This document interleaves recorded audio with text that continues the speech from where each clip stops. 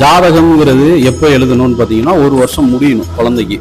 குறிப்பாக அந்த குழந்தைக்கு 1 வருஷம் முடிஞ்சு 7.5 சனியோ அஷ்டம சனியோ நடக்குதுன்னா அந்த காலகட்டங்களில் கண்டிப்பாக ஜாதகம் எழுதக்கூடாது.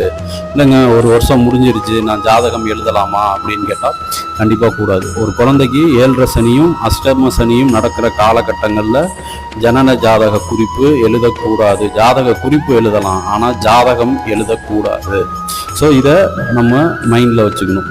அதே மாதிரியே பார்த்தீங்கன்னா இந்த பாலகிரக தோஷங்கிறது குழந்தை பிறந்து முதல் 4 வருஷத்துக்கும் அம்மாவோட கர்மாவனால் ஏற்படுற பாதிப்பை கொடுக்கும்.